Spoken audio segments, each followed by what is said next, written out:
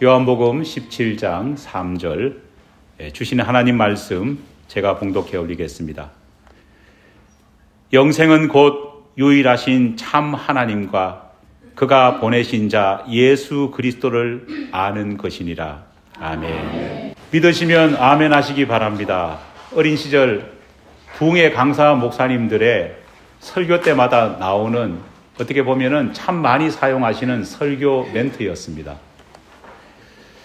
기독교는 어느 종교보다 믿음을 강조합니다.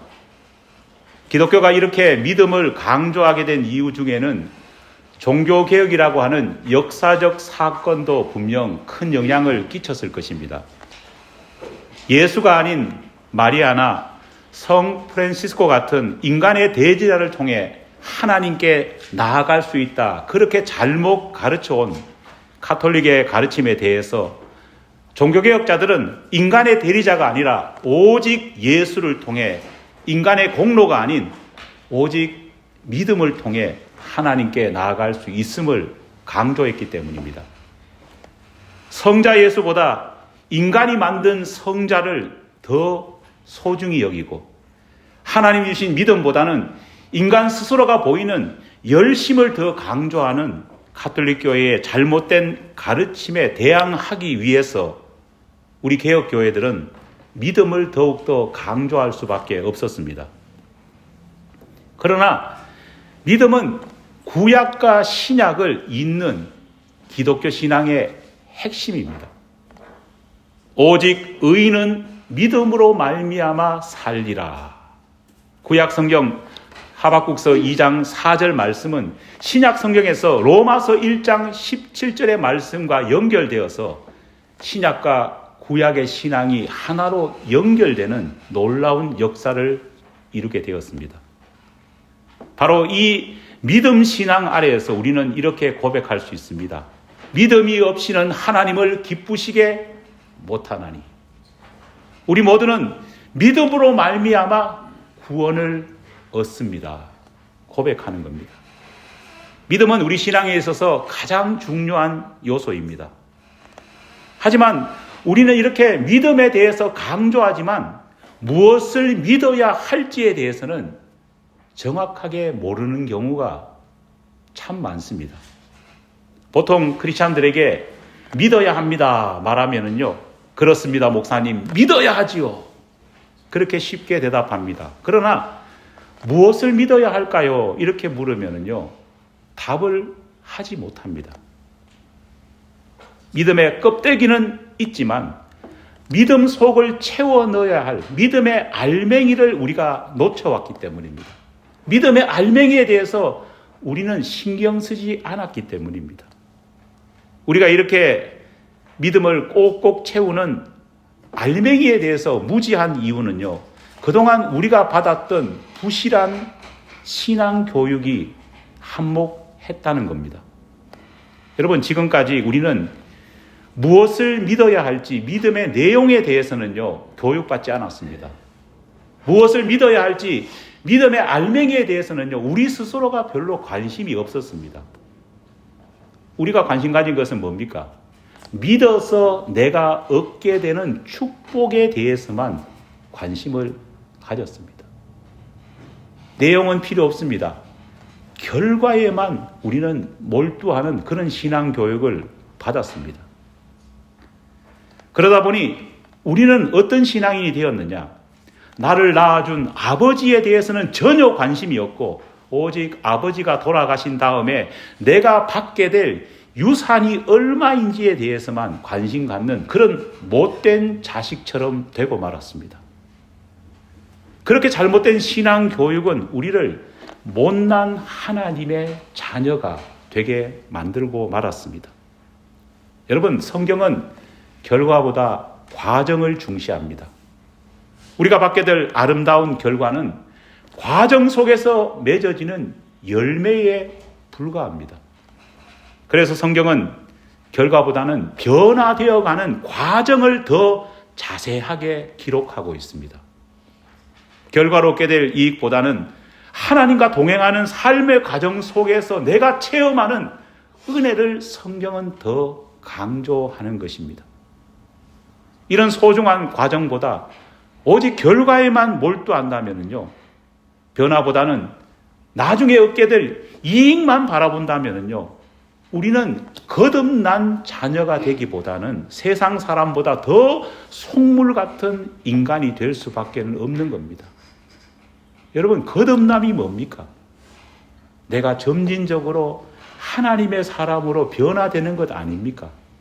거기에 관심 없이 나중에 내가 얼마를 얻게 되느냐, 그것만 관심 가진다면 그것이 바로 세상적인 속물이 아니겠습니까?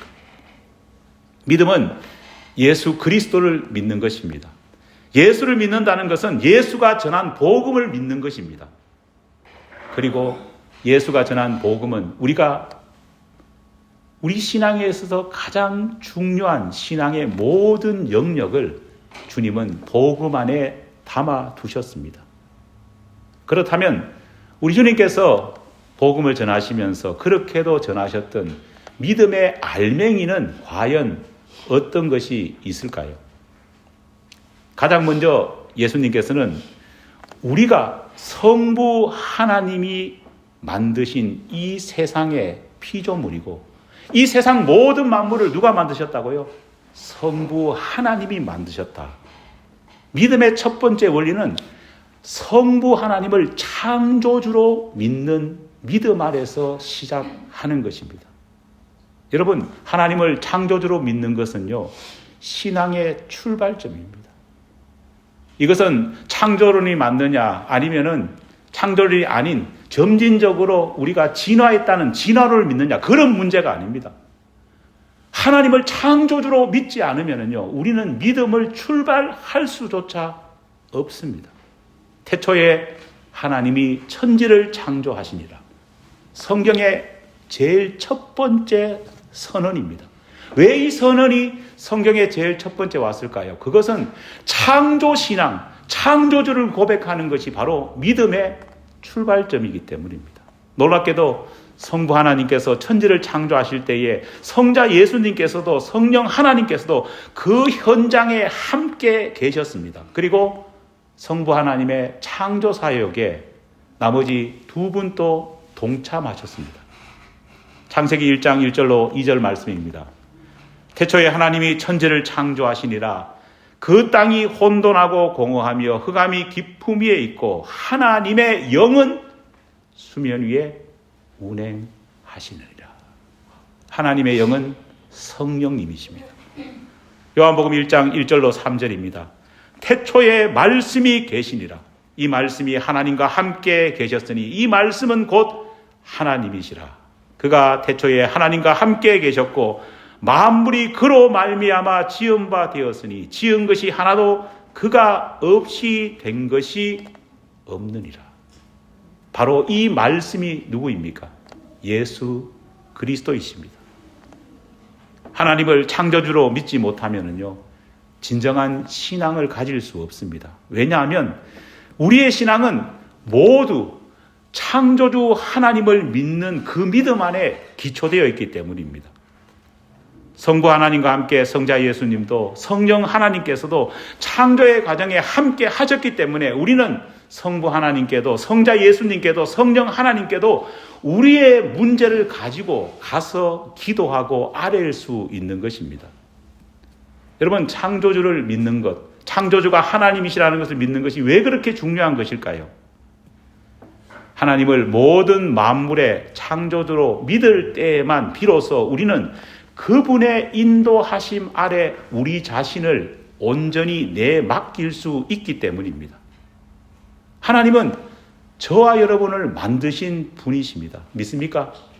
그러하기에 우리는 하나님께서 우리의 모든 것을 다 아신다고 우리는 확신합니다. 왜냐? 나를 만드신 분이기 때문입니다. 이 세상을 만드신 분이시기 때문입니다. 그래서 하나님께서는 우리의 미래도, 우리의 약점도, 우리의 강점도 모두 아시는 분이십니다. 그렇기 때문에 내 인생이 고장났을 때에 하나님만이 내 인생을 완벽하게 고칠 수 있음을 우리는 확신하는 겁니다. 그래서 우리는 그 창조주 하나님을 믿기에 그 하나님 앞에 조용히 나아가서 우리 자신을 고쳐달라 말할 수 있는 것입니다. 물론 TV를 보거나 신문을 보거나 보면은요, 고장난 인생을 고쳐주겠다고 하는 사람들이 얼마나 많은지 모릅니다. 우리 주변에도 고장난 삶을 고쳐주겠다 나서는 사람들이 많습니다. 제가 이번에 한국 가면서 깜짝 놀랐던 것은 4시간 반 동안 인천공항에서 대구까지 그 리무진 버스를 타고 갔습니다. 그런데 리무진 버스를 딱 타니까요, 기사가 텔레비전을 틀어놓더라고요. 근데 텔레비전 케이블 방송을 아무데나 틀어놓는 것 같아요. 그런데 4시간 반 동안 무슨 방송이 나오느냐, 수많은 점쟁이들이 나와가지고 운수를 봐주는 것이요, 4시간 반 동안 계속 흘러나오더라고요.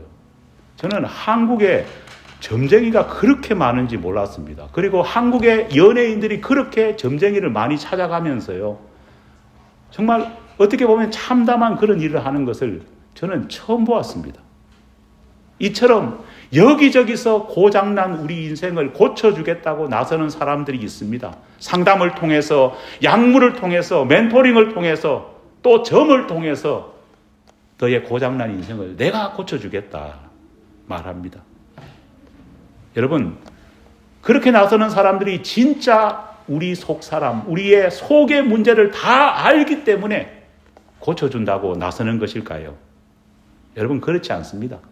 대부분 그런 사람들은요, 어떻게 우리를 고치느냐, 우리 자신을 명확하게 알기 때문에 우리를 고쳐주는 것이 아니라 비슷한 케이스를 경험하면서 쌓여진 경험과 노하우를 가지고 고쳐주겠다고 자신만만해 하는 것입니다. 우리를 정말로 고칠 수 있는 분은요, 단 한 분밖에 없습니다. 그분은 바로 우리를 만드신 창조자이신 하나님밖에 없습니다. 왜냐? 그분만이 우리의 설계도를 가지고 계시기 때문입니다. 우리의 인생의 모든 설계도를 만드신 그분만이 우리가 고장났을 때에 진정으로 우리를 완벽하게 고칠 수 있으십니다. 그런 하나님이시기 때문에 우리는 이 세상의 모든 어떤 문제가 일어났을 때에 해결책을 하나님 앞에 간구드리며 하나님 도와주십시오, 하나님 해결해 주십시오, 그렇게 말할 수 있는 것입니다. 이 세상을 만들고 지금도 운행하고 계시는 그분이기 때문에 우리는 우리의 삶을 송두리째 맡길 수 있는 것입니다. 창조주 하나님이 우리 가운데 계시기에 우리는 인생의 길을 잃었을 때에 하나님을 향해서 하나님 길을 찾아달라고 부탁할 수 있습니다. 우리 하나님이 창조주시기 때문에 우리는 심지어 길을 찾아달라고 말하는 것이 아니라 길을 만들어 달라고도 우리는 요구할 수 있는 것입니다. 둘째, 예수님의 복음 속에는 예수 그리스도 자신만이 우리 인간이 가지고 있는 죄의 문제를 해결하고 우리를 구원할 수 있음을 명확하게 말씀하고 계십니다. 우리가 예수를 믿는다는 것은 예수가 유일한 구세주이심을 믿는 것입니다. 믿음은 예수가 그리스도이심을 믿는 것입니다. 그리스도라는 것은 예수님께서 기름 부음 받은 자로서 구세주이심을 고백하는 겁니다. 역사를 보면 인간 스스로가 자신을 향해서 구세주라고 선포하면서 내가 너희의 삶과 영혼을 구해주겠다 그렇게 말했던 사람들이 얼마나 많은지 모릅니다. 예수님 시대에도 유다라는 사람이 있었고 드다라는 사람이 자신을 메시아라 그렇게 주장했습니다. 우리가 잘 아는 타 종교의 창시자들 역시도 자신을 은근히 구세주라 그렇게 추종자들이 믿게 만들려고 노력합니다. 불교의 창시자 부처도, 이슬람의 창시자 마호메트도 그를 따르는 추종자들을 향해서 자신이 구세주임을 각인시켜 왔습니다. 하지만 이들은 스스로 구세주라고 밝혔지만은 구세주이신 우리 예수님과는 완전히 결이 다른 모습을 보였습니다. 여러분, 가장 큰 차이가 무엇인지 아십니까? 부처도 마호메트도 결국은 자신을 따르는 사람들을 향해서 열심히 자기의 가르침을 전하고 나의 가르침을 열심히 따르면은 구원받는다. 그런 식으로 주장을 했습니다. 결국 뭡니까? 가르침을 받는 사람의 노력이나 열심을 통해서 가르침 받는 사람이 얼마나 열심히 노력하고 얼마나 따르느냐, 그 정도에 따라서 구원이 이루어지는 겁니다. 구세주가 필요 없는 것입니다. 누가 구세주입니까? 결국은 가르침을 따르는 사람의 열심과 열정이 구원을 만들어내는 것입니다. 하지만 예수님은 전혀 다릅니다. 저와 여러분이 예수님께서 가르치신 가르침의 내용을 아무리 열심히 지키고 아무리 따른다고 할지라도 그 따르는 행위 때문에, 우리의 노력과 우리의 열정 때문에 우리가 구원받을 수 있는 것은 아닙니다. 예수님께서는 이것을 명확히 하셨습니다. 기독교의 구원은 예수님의 가르침을 얼마나 열심히 지키고 열심히 따르냐에 달려있는 것이 아니라 구세주로 오신 그 예수님을 믿느냐 믿지 않느냐에 달려 있습니다. 예수님께서는요, 우리의 신앙 수준과 관계없이 아직 우리가 죄인 되었을 때에 먼저 우리를 위해서 십자가 위에서 자신을 대속물로 주셔서 우리의 구원의 길을 열어주셨습니다. 소위 너희들 하는 것 보고 내가 너희를 구원시켜 주겠다, 그렇게 예수님은 말씀하지 않으셨습니다. 하는 것과 관계없이 먼저 우리에게 구원의 길을 열어주시고 우리가 그 구원의 길이 열렸음을 믿고 우리 주님의 손을 붙잡았을 때에 우리는 우리의 행위와 관계없이 구원을 얻을 수 있는 것입니다. 바로 이것이 타종교의 구원과 우리 기독교의 근본적인 차이점입니다. 타종교는 열심히 노력하면은 결국은 자기 구원을 이루는 것입니다.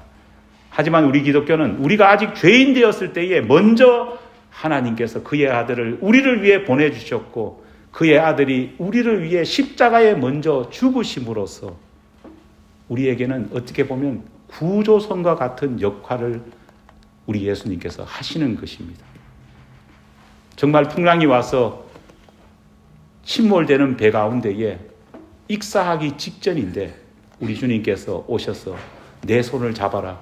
내 손을 잡으면 네가 구원을 얻을 수 있다. 구조선에 탈 수 있다. 그렇게 주님은 말씀하시는 겁니다. 내가 열심히 살았다고 해가지고 구조선이 오는 것이 아니라 이미 하나님께서는 풍랑이는 바다 속에서 어찌할 바를 모르는 죽을 수밖에 없는 우리를 위해 예수라고 하는 구조선을 보내주신 것입니다. 그 손을 붙잡느냐, 그 손을 놓치느냐, 아니 그 손을 외면하느냐에 따라서 우리의 구원은 이루어지는 것입니다. 여러분, 무리를 걷겠다고 담대하게 나섰던 베드로가 일렁이는 파도를 보면서요, 물속에 빠지지 않습니까? 그때 우리 주님께서 무엇을 내미십니까? 손을 내미십니다. 그 손을 잡으면 구원을 얻는 것입니다. 하지만은 그 손을 믿지 않고 외면하면은요, 우리는 죽을 수밖에 없는 것입니다. 그래서 우리는 이런 찬양을 고백합니다. 우리의 노력이 아닌 어린 양의 보혈로서라는 찬송을 부르는 이유가 여기에 있습니다. 믿음은 예수 그리스도께서 이미 이루어 놓으신 모든 것, 우리 주님께서 다 이루었다고 말씀하시면서 완성하신 모든 것을 내 것으로 받아들이는 것입니다. 마지막으로 예수님이 전하신 믿음의 세 번째 알맹이는 우리가 하나님 나라의 백성임을 믿고 백성답게 살아가는 것입니다. 여러분, 예수 그리스도를 구주로 믿는 그 순간 이미 우리는 하나님 나라의 백성이 되었습니다. 여러분, 고등학교 시절에 우리는 사회 시간에 나라를 구성하는 3대 요소가 무엇인지에 대해서 배웠습니다. 기억나십니까? 국가를 구성하는 3대 요소가 뭡니까? 첫째, 고등학교 졸업을 못 하셨네요. 첫째 뭡니까? 영토, 그 다음에 국민, 그 다음에 주권입니다. 영토, 주권, 국민, 이 세 가지 요소가 국가를 이루는 데는 필요합니다. 그런데 예수님께서 가르쳐 주신 하나님 나라는 세상 나라와 조금은 다른 오묘함이 있습니다. 짧게 요약하면은 하나님 나라가 이미 우리에게 임했지만은 동시에 아직 완전하게 임하지 않았다. 우리 예수님께서 그렇게 가르치셨기 때문입니다. 누가복음 17장 20절 21절입니다. 하나님의 나라는 볼 수 있게 임하는 것이 아니요 하나님의 나라는 너희 안에 있느니라. 하나님 나라는 예수님께서 다시 이 땅에 재림하실 때에 우리 앞에 완전하게 펼쳐질 것입니다. 그런데도 예수님께서는 우리 주님께서 재림하시지 않았음에도 불구하고 하나님 나라가 이미 너희 안에, 너희 가운데 있다 말하고 있습니다. 무슨 뜻일까요? 하나님 나라의 영토는요, 우리가 생각하는 땅, 부동산을 의미하지 않습니다. 하나님 나라의 영토는 땅이 아니라 하나님을 믿는 바로 저와 여러분과 같은 믿음의 사람들입니다. 믿음의 사람들이 늘어나면은 하나님 나라의 영토는 확장되는 것입니다. 하나님 나라는 하나님의 주권이 인정되는 곳입니다. 하나님의 주권을 인정하는 사람들이 모인 그곳이 무엇일까요? 하나님 나라인 것입니다. 그래서 하나님 나라는 이미 너희 안에, 너희 가운데 있다 말씀하는 겁니다. 하나님의 주권을 인정하는 우리가 함께 모였다면요, 그 속에 이미 하나님의 나라는 도래하고 실현된 것입니다. 그래서 우리는 이런 찬송 부르지 않습니까? 할렐루야 찬양하세 그 어디나 하늘나라. 하나님의 주권이 인정되면은요, 그 어디나 하늘나라가 됩니다. 그래서 우리가 모인 이 예배의 자리도 하나님 나라가 되는 것입니다. 저와 여러분이 하나님의 주권을 인정하고 저와 여러분이 하나님 나라의 영토라는 것을 믿을 때에 이 예배의 자리는 이미 하나님 나라가 되는 것입니다. 믿는 자는 재림한 날, 재림하신 예수님과 함께 이루어질 완전한 하나님의 나라를 우리는 볼 것입니다. 우리는 그것을 고대하며 삽니다. 지금은 얼굴과 얼굴을 아무리 맞대봐도요, 희미하게 보이지만은 그때는 정말로 우리 주님과 내가 눈을 맞추면서 하나님 나라를 볼 수 있는 그 날이 도래할 것입니다.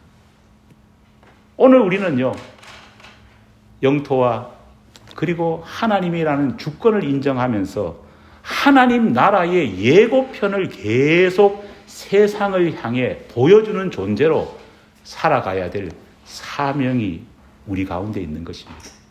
그것이 크리스찬이요, 그것이 교회입니다. 하나님 나라가 어떤 것인지를 예고편을 보여주는 사람이 크리스찬이고 예고편을 보여주는 공동체가 교회인 것입니다. 믿음은 하나님이 창조주이심을 믿는 것입니다.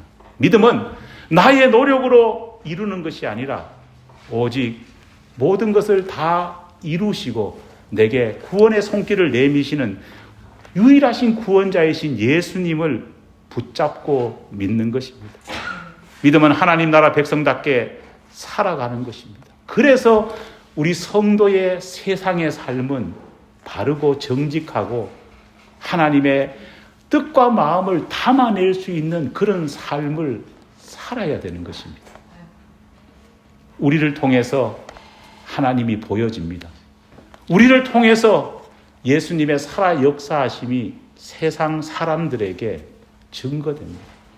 반대로 우리 때문에 하나님의 이름이 더럽혀지고 우리 때문에 예수님의 모습이 문제가 된다면요, 그것은 진정한 믿음의 삶이 될 수 없는 것입니다. 여러분, 바로 이것이 믿음의 알맹이입니다. 창조주이신 하나님을 믿고 구세주이신 예수님을 믿고 또 구원자이신 예수님께서 우리에게 하나님 나라 백성 되게 하셨고 지금도 하나님 나라의 예고편을 만들게 하신 그 사실을 믿음 속에 꽉꽉 채워 넣을 때 우리는 진정한 믿음의 알맹이를 가진 사람이 될 수 있으리라 믿습니다. 우리 모두가 이 믿음의 알맹이를 꽉꽉 채우는 우리 모두가 되기를 간절히 축원합니다.